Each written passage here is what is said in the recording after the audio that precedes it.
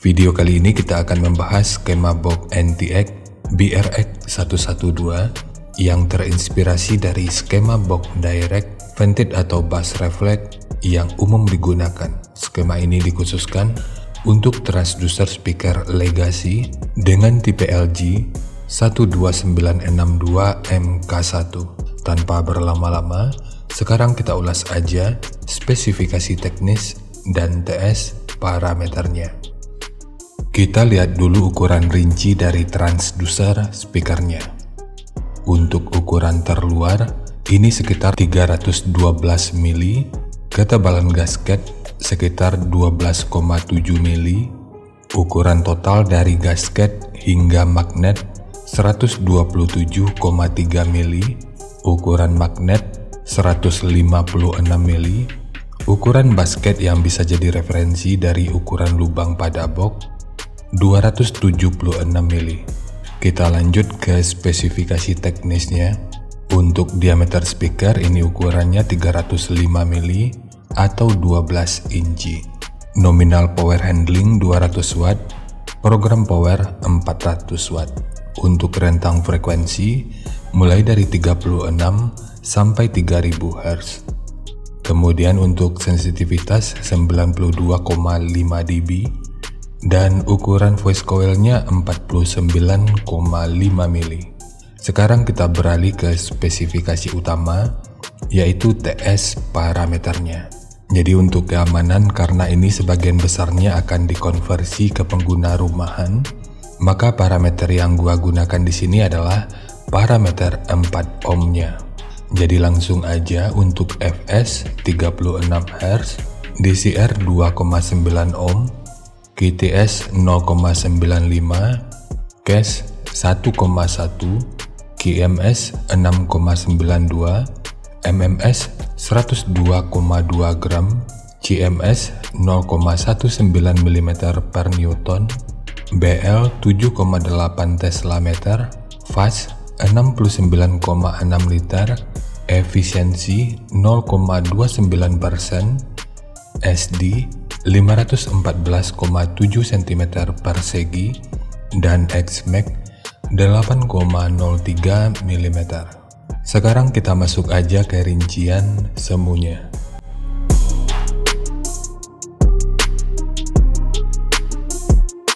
Untuk rincian semu, poin yang gua rekomendasikan di sini adalah 200 watt pada minimum impedansi 3 ohm. Sebagai catatan, speaker ini bisa stabil di minimum impedansi 3 ohm selama titik potong atasnya itu nggak lebih dari 160 Hz. Lalu rekomendasi titik potong bawahnya itu di 40 Hz dan untuk atasnya boleh menyesuaikan. Ini sifatnya tentu nggak mengikat, jadi nanti silahkan dicoba aja sesuai karakter yang diinginkan.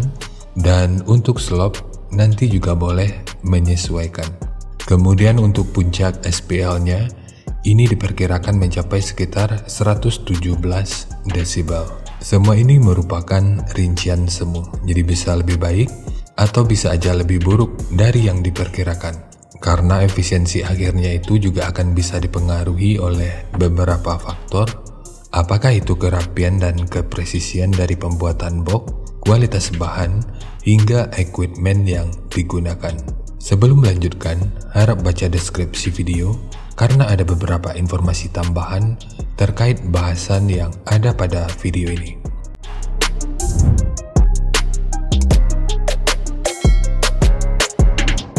Dan berikut referensi yang gua gunakan dalam mendesain skema box speakernya. Jadi dari transfer function magnitude ini kita bisa melihat meskipun dipotong di 40 Hz, frekuensi sekitar 37,2 Hz ini udah bisa direspon pada minus 3 dB dan 43,3 Hz pada 0 dB. Kemudian untuk respon dari portnya, dengan daya 200 watt, pergerakan udara pada port puncaknya diperkirakan sekitar 13,6 meter per detik. Lalu untuk gain yang dihasilkan oleh port kurang lebih seperti ini. Jadi secara teori, di sini port akan membantu dalam merespon frekuensi hingga sekitar 21,2 Hz pada minus 3 dB. Dan agar ini benar-benar bisa optimal, pastikan amplifier yang digunakan itu memang udah memadai untuk merespon frekuensi subwoofer.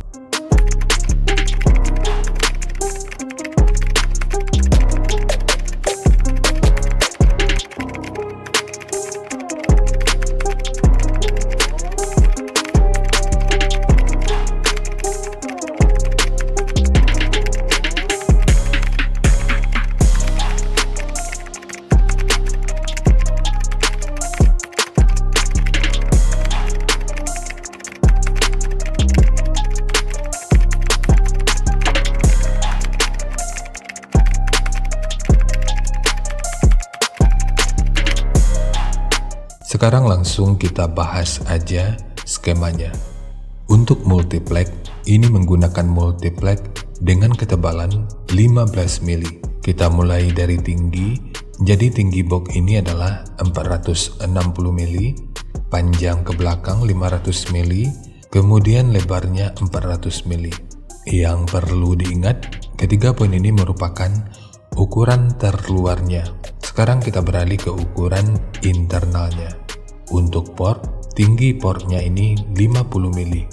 Untuk ukurannya rata mulai dari depan ini sampai ke bagian dalam ini. Lalu untuk sekat yang ini ukurannya 130 mili.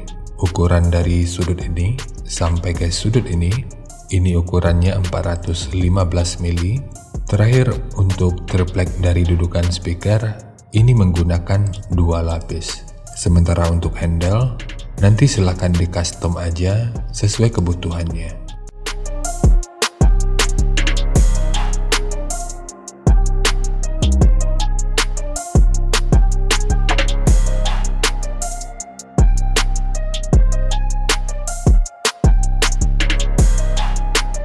Terima kasih untuk teman-teman yang udah nonton sampai detik ini. Bagaimana pendapatnya terhadap skema yang dibagikan kali ini? Sampaikan aja pada kolom komentar biar kita sama-sama bisa belajar agar lebih baik lagi. Seperti biasa, jika kalian suka dengan skemanya, silahkan like dan share video ini ke teman-teman lain yang sekiranya juga suka dengan topik yang sama. Untuk teman-teman yang udah subscribe, terima kasih banyak atas dukungannya. Dan untuk yang belum subscribe, jika berkenan, bantu subscribe-nya.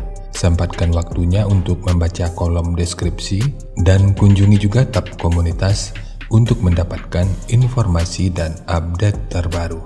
Jadi ya seperti itu aja, dan kita ketemu kembali pada video yang lainnya.